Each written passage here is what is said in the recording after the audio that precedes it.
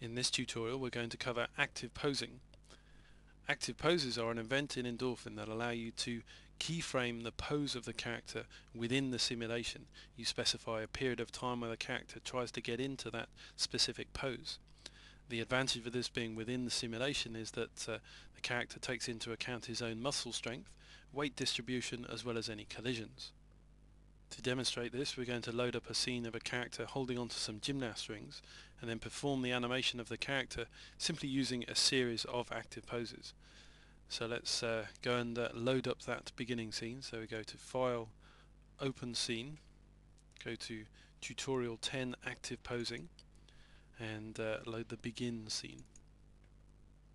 So here you can see we've got the environment already set up. We have a static environment of the frame. The ropes have been loaded in as a chain of joints, and then some primitive objects attached as the rings, and then the character's hands are holding on to the rings using join bodies constraint. So if I simulate now just to show you what we have set up, you can see that the character's holding on, but he just falls down in a very much lifeless manner. So we want to now extend that animation.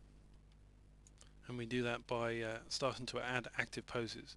So right click on the timeline, create active pose, and this first one wants to start at frame 0 and finish at frame 39. And then we can load a pose onto here by going right click and load pose. Now you can also manually pose the character as well using the pose tools, and that is covered in a separate tutorial. But here we're going to load a specific pose. So go to load pose, and in tutorial 10 directory, load pose number 1. Once the pose is loaded, we can then modify some of the parameters of the active poses, and we can do that here in the property editor.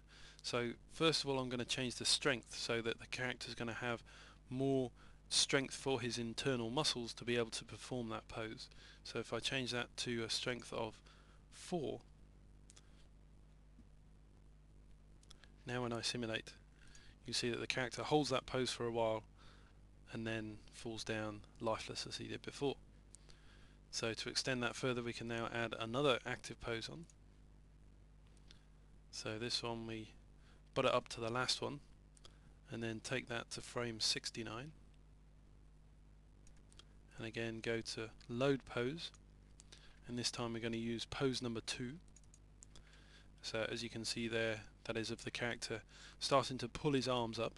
So now we want to again give him a certain amount of strength to be able to perform that pose.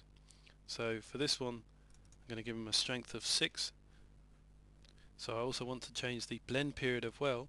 This is a time in seconds where he will ramp up to the maximum strength. I'm going to set this to 0.4.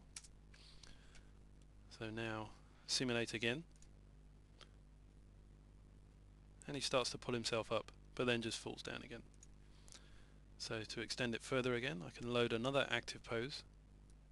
Again, have that butt up to the last one and take that to frame 113. Go to load pose number 3. So this one here, you can see that that's quite different. He's now beginning to swing his legs up. That's going to give him momentum to twist himself over. So the strength of this one, we're going to set that to a strength of 10, and the blend period again is going to be 0.4. So now simulate, pulls his arms up and then spins his legs over, but then just flops down as we go out of the active pose. So to continue this, get him hanging upright, I'm going to put this active pose to finish at 264.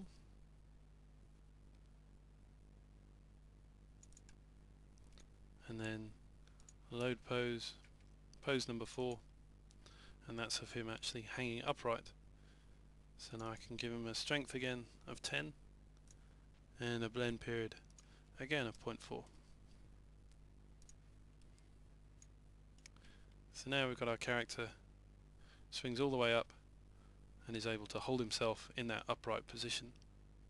So as you can see, simply by using 4 active poses, we've been able to make a very smooth, very realistic looking animation. The character has plenty of weight within the simulation, and all this motion that we're getting on the ropes and the rings, that's all been getting for free, and of course we can export all of that out as well as the character's motion as well. And then to continue this character's motion on, we can just apply a couple more active poses and have the character come back down back into an upright position. So to play the complete animation, the character goes into the upright pose and then uses a couple more poses to bring himself back down more to the beginning of the animation.